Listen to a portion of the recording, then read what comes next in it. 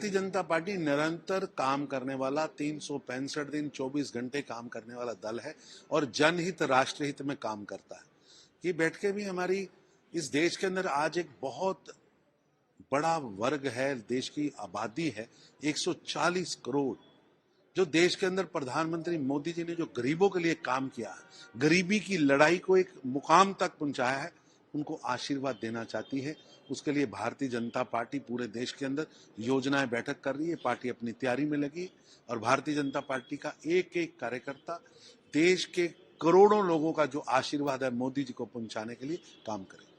तो राम मंदिर की 22 जनवरी को उद्घाटन होगा, किस तरह उसको देखते हैं? बहुत अद्भुत दिन है, बहुत गौरवशाली दिन है। 500 साल के वनवास के बाद भगवान श्री राम अयोध्या मंदिर पहुंच रहे हैं। ये एक भावनापूर्ण समय है, अद्भुत समय है और पूरे देश के अंदर एक नए तरह का राममय पूरा देश हुआ है।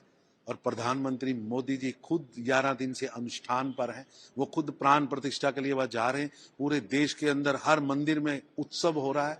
भारत के लिए बहुत बड़ा दिन है कि भारत 500 साल बाद अपने आराध्य को, अपने युग पुरुष को, मर्यादा पुरुषोत्तम राम को उनके जन्म स्थान पर मूर्ति विराजमान हो रही है। राजनीति कर रहे हैं, मैं उनसे निवेदन करूंगा कि इस पर राजनीति करना बंद करें।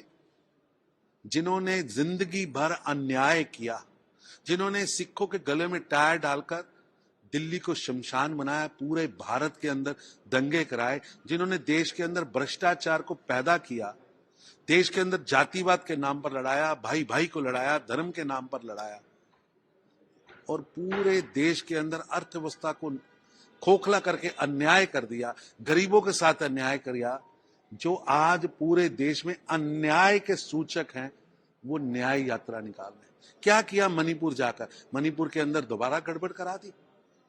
पहले गए राहुल गांधी, तब गड़बड़ हुई। आज राहुल गांधी वहां गए हैं 3 दिन से, तो वहां गड़बड़ करा दी।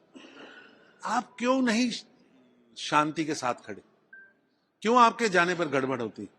देश जानना चाहता है। कल फारूक अब्दुल्ला ने बोला जो बीजेपी है वो हिंदुओं को कर रही है। मैं अब्दुल्ला साहब से कहना चाहूंगा, एक बयान बताएं जहां सांप्रदायिकता कही गई है, पर जनता को यह तो बताइए कि आप तो कभी पाकिस्तान का गाना गाते हैं, कभी चाइना का गाना गाते हैं।